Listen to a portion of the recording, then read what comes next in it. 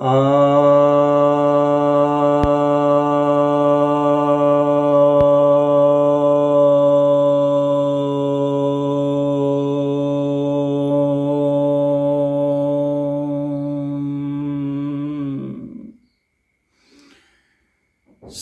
भक्तजनों को सप्रेम नमन।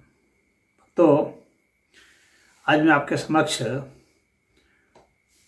प्रश्न उपनिषद के चौथे प्रश्न के छठे मंत्र की व्याख्या करने जा रहा हूँ।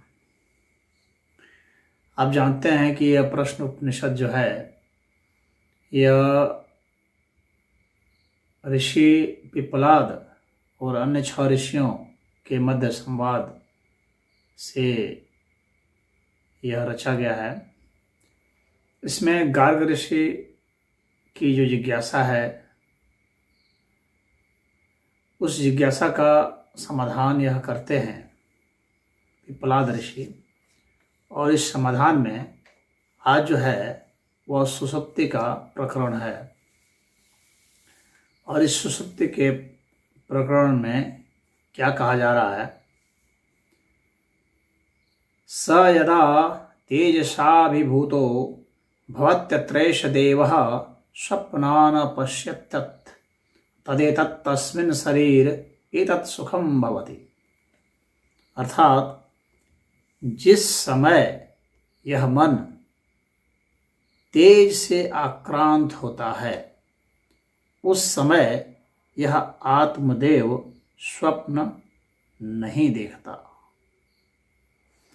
उस समय इस शरीर में यह सुख होता है। अब यहाँ पर हम लोग यह देखेंगे कि यहाँ पर यह कहा जा रहा है कि सुषुप्ति की जो अवस्था होती है, सुषुप्ति का अर्थ समझ रहे हैं, जब हम लोग पहले तंद्रा में जाते हैं सोते समय, तंद्रा में के बाद हम लोग निद्रा में जाते हैं जिसमें कि स्वप्न आते हैं।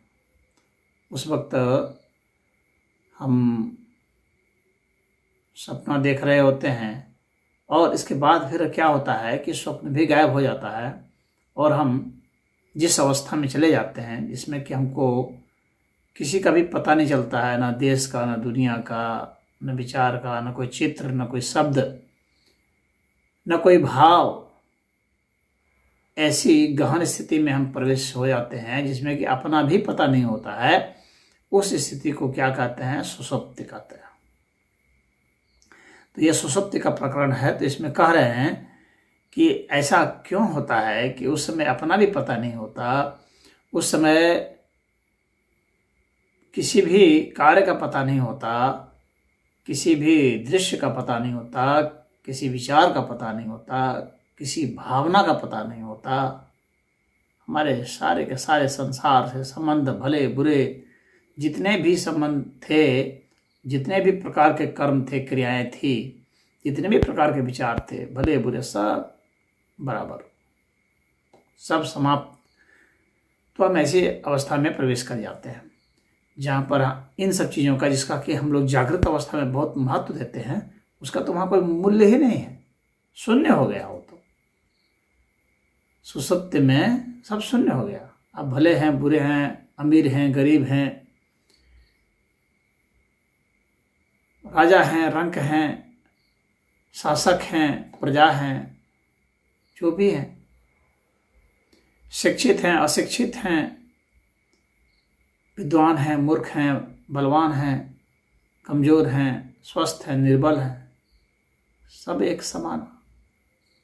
वहाँ तो बस आपके सारे कर्म, सारे विचार, सारे संबंध,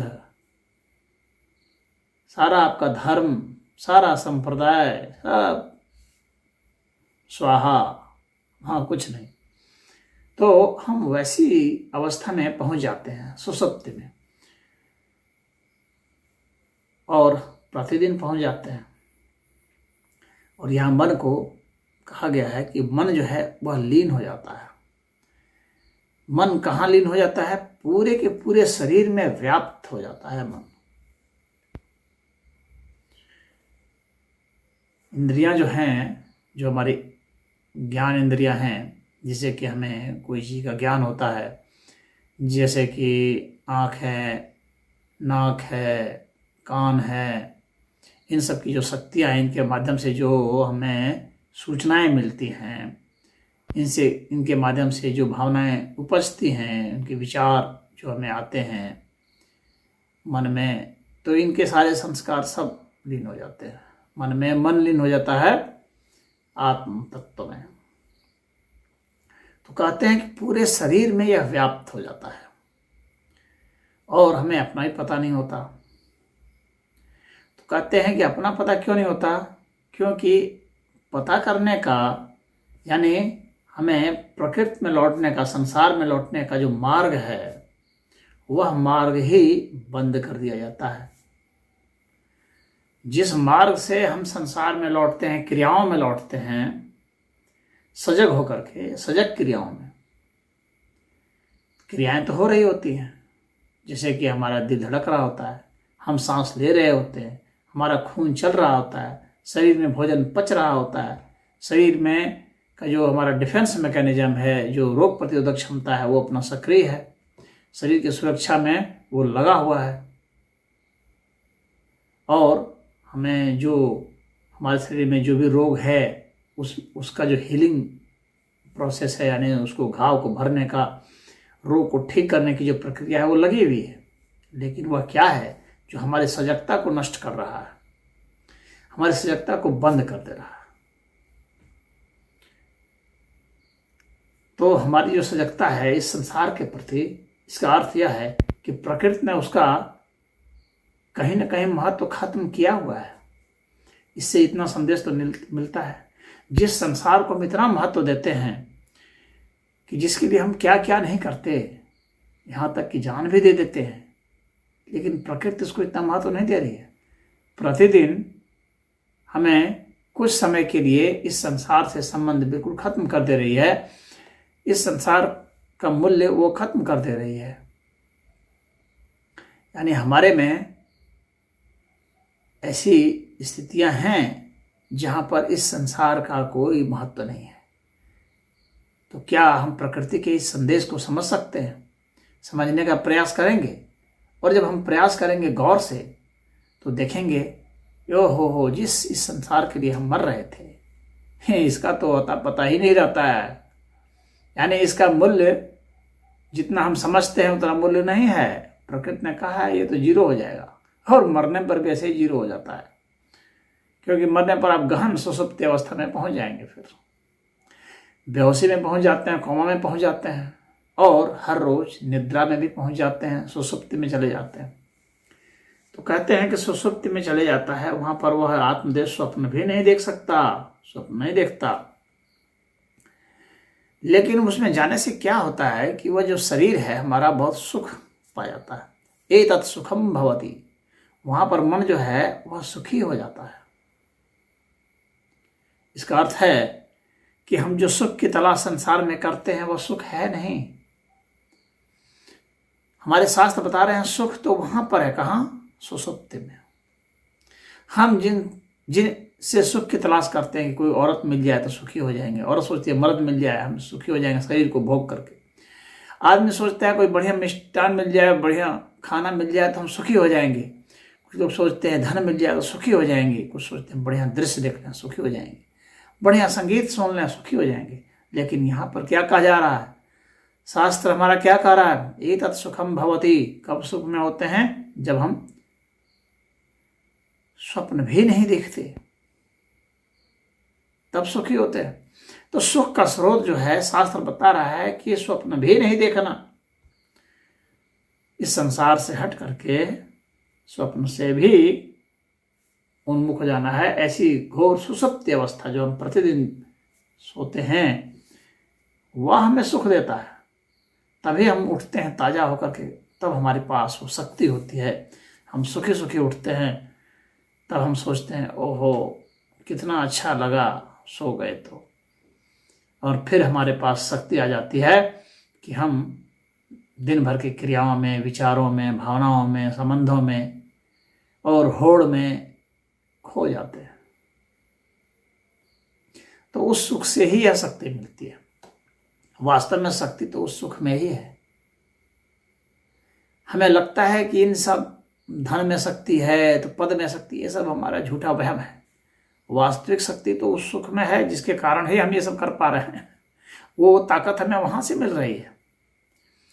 जब मनुष्य को सुषुप्ति में नहीं जाने दिया जाएगा तो मनुष्य इतना शिथिल हो जाएगा, कमजोर हो जाएगा कि वह इन सभी क्रियाओं से वंचित हो जाएगा, मंद बुद्धि वाला हो जाएगा, सोच विचार भी नहीं पाएगा, संबंधों के विषय में भी नहीं। जैसे पागलों की हालत होती है, डिस्टर्ब हो जाते हैं, सोते ही नहीं है कभी।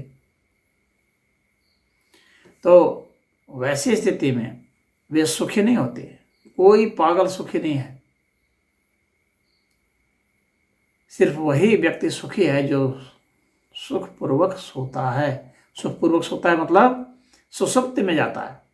ऐसा भी हो सकता है कि आप खाली सपना देखें और वापस आए, सपना देखें वापस आए, इसका मतलब सुखपूर्वक आप नहीं सोए। डिस्टर्ब नींद में रहे तो फिर आप सुखपूर्वक नहीं उठेंगे। इसीलिए जो सुखपूर्वक सोता है यानी सुषुप्ति में जाके आता है वही सुखी है। तो वासनाओं की जो अभिव्यक्ति होती है उसके जो द्वार हैं वो बंद कर दिए जाते हैं सुषुप्ति में। और ये जो मन है इसको आदि शंकराचार्य ने अपने भाष्य में लिखा है कि वह जो है रश्मियां हैं। आपको मैं पढ़ के सुनाता हूँ। तदा सहकर्णे मनसो रश्मयो हृदय उपसंहृता भवन्ति।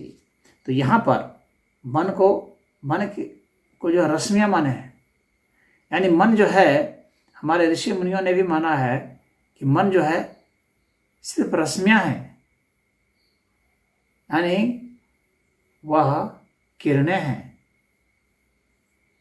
वह कोई ठोस भौतिक चीज नहीं है। मन कोई ठोस भौतिक चीज नहीं है। इसका अर्थ है अगर हम अपने दिमाग को अगर हम चीरेंगे, फाड़ेंगे, खोजेंगे तो हमें मन कभी नहीं मिलेगा, मन नहीं मिलेगा, क्योंकि इसमें जो मन है वह कोई अंग का रूप नहीं लिया हुआ है। मन जो है वह एक सॉफ्टवेयर है, वह रश्मि है, सभी अंगों को संचालित करने वाला है, वह शक्ति देता है। इसीलिए मन को देव कहा गया है। देव अर्थात शक्ति का स्रोत। तो मन जो है शक्ति का स्रोत होता है। इसीलिए आप समझेंगे कि मनुष्य जब कमजोर होता है तो वह मन से ही कमजोर होता है। मन अगर आपका मजबूत है तो आपको कोई हरा नहीं सकता। आप हार स्वीकार नहीं करते, आप में ताकत आ जाती है।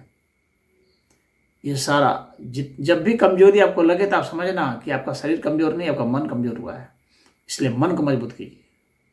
कमजोरी और मजबूती मन में होती है। और मन जो है जब मजबूत होगा तो आप सारी क्रियाओं को, विचारों को, भावनाओं को कर सकेंगे, शरीर को चला सकेंगे। शरीर तभी तक चलता है जब तक मन है। मन जो है एक सॉफ्टवेयर है, वो करप्ट हो जाता है सॉफ्टवेयर तो आपका शरीर जो है असमर्थ हो जाता है। तो मन कोई अंग नहीं है, मन किरणें हैं, रश्मियां हैं। और बताते हैं कि यह जो है, जो द्वार बंद हो जाता है, वासनाओं की अभिव्यक्ति का द्वार बंद हो जाता है, इसलिए हम क्रिया में भाग नहीं ले पाते। तो वह क्यों बंद हो जाता है? तो कहते हैं कि वह तेज के कारण बंद हो जाता है, तेज के कारण।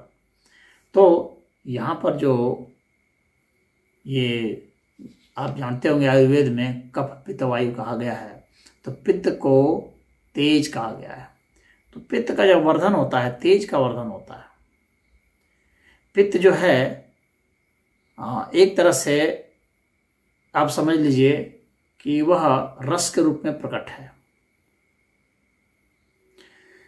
लेकिन उसके पीछे वास्तव में वह जो रस है वह तेज का ही बदला हुआ रूप है। तो तेज जो है वह अभी लिक्विड स्टेट में आया है, तो रस के रूप में है, पित्त के रूप में है। जो भी हम गरम गरम खाते हैं, जो भी गर्मी होती है, उसको ही पित्त कहा जाता है। और जो हीट होता है, हीट एनर्जी, वह जब प्रकाश के साथ संयुक्त हो, यानी heat energy plus light energy, ये दोनों मिल करके तेज होते हैं, वे तेज कहलाते हैं। एक साथ जब हीट और लाइट दोनों हो तो वो तेज कहलाता है। तो वह जो तेज है, जब इतना ज़्यादा बढ़ जाता है तो वह क्या करता है कि द्वार को बंद कर देता है, जहाँ से अभिव्यक्ति होती है मन की। तो मन की जो अभिव्यक्ति होती है, जिससे मन जो है किसी जगह फोकस्ड होता है कुछ करने के लिए, सोचने के लिए, विचारने के लिए, वह बंद हो जाता है। तब ऐसी स्थिति में क्या होता है कि मन पूरे शरीर में व्याप्त हो जाता है, फैल जाता है। यानी मन को आकार का रूप धारण नहीं करने दिया जाता है, बल्कि जो सॉफ्टवेयर होता है वो अपने से और सूक्ष्म, क्योंकि सॉफ्टवेयर भी सूक्ष्म तो है लेकिन उतना सूक्ष्म नहीं है, तो वह मन जो है वह रश्मियों में बदल जाता है और शरीर में व्याप्त हो जाता है। जैसे कि लकड़ी में अग्नि होती है, लकड़ी में अग्नि जैसे व्याप्त है, उस तरह से ही शरीर में मन व्याप्त हो जाता है। वैसी स्थिति में जब तेज इतना आगे आ जाता है, अभिभूत कर देता है कि मन की अभिव्यक्ति के जो द्वार है वो बंद कर देता है, तो वासनाओं की अभिव्यक्ति नहीं हो पाती है, वासनाएं बंद हो जाती हैं, तो सारे क्रिया, सारी गतिविधियां, विचार बंद हो जाते हैं। और यह जो विज्ञान है, यह हमारे ऋषि मुनि बताए हैं। तो ऐसी स्थिति में क्या होता है कि जितने भी काम हैं, जितने अविद्या है, ये सब शांत हो जाते हैं और उस समय मन जो है वह आत्म में लीन हो जाता है, शिव तत्व में लीन हो जाता है और उसके कारण ही उसमें वह शक्ति आ जाती है, वह शांत हो जाता है और शांत हो जाने के कारण ही वह सुखी होता है और उसी के कारण ही वह सक्रिय हो पाता है। यानी निष्क्रिय होने की शक्ति से ही वह सक्रिय हो पाता है। तो इस प्रकार से सुषुप्ति में निष्क्रिया होती है। साइंस कहता है कि आगे का जो हमारा जो सेरिब्रल कॉर्टेक्स है, तो सेरिब्रल कॉर्टेक्स जो है, जो जिससे हम चिंतन करते हैं, मनन करते हैं, यानी हमारा आगे का दिमाग, वो लॉक हो जाता है, बंद हो जाता है। और क्यों? वो तेज के कारण। तो यहाँ तेज का कारण बताया गया। और ये तेज आया कहाँ से जाता है भाई, एक प्रश्न उठेगा ना। तो हम जो गतिविधि करते हैं, इससे शरीर में थकान, गर्मी, अवसाद होते हैं, जहर पैदा होते हैं। हमारे सोच से, विचार से, हमारी भावनाओं से जो जहर पैदा होते हैं, गर्मी पैदा होती है, वही मुख्य कारण बनता है। यानी आप जितना ज़्यादा थकते हैं उतना ही ज़्यादा आप सोते हैं। थकान से निद्रा का मतलब है। इसीलिए जो थकते नहीं हैं, जो परिश्रम नहीं करते हैं, उन्हें नींद भी बहुत कम आती है, वो सुषुप्ति में बहुत कम जाते हैं, करवटें बदलते रहते हैं। इसीलिए थकना भी जरूरी है, क्योंकि वो उस थकावट से जो तेज उत्पन्न होगा, वह तेज ही फिर उसको रोकता है, मन के उस वेग को रोकता है जो कि इंद्रियों के वेग को धारण कराता है। और इसी के कारण ही फिर मन जो है व्याप्त हो पाता है पूरे शरीर में और रश्मियों में वह बदल पाता है। तो यही कारण होता है। इसलिए यह गतिविधि भी आवश्यक है, यानी सक्रियता आवश्यक है निष्क्रियता के लिए। सक्रियता जब चरम पर होगी तो निष्क्रियता आ जाएगी, रात्रि चरम पर होगी तो सवेरा आ जाएगा। तो दिन और रात का जो चक्र है वो ऐसी तरह से चलता है। ये सब रिलेटेड है, एक दूसरे से संबंधित है। तो होश जो है वो बेहोशी से संबंधित है, जागृति जो है सुषुप्ति से संबंधित है, उसका सर्वथा विच्छेद नहीं है। वो एक दूसरे के कार्य कारण के रूप में कार्य करते रहते हैं, ऑपरेट करते रहते हैं। तो यह मंत्र हमें यह बताता है। काफ़ी यह गहन विषय था। उम्मीद है कि आप समझ गए होंगे। हरि ओम।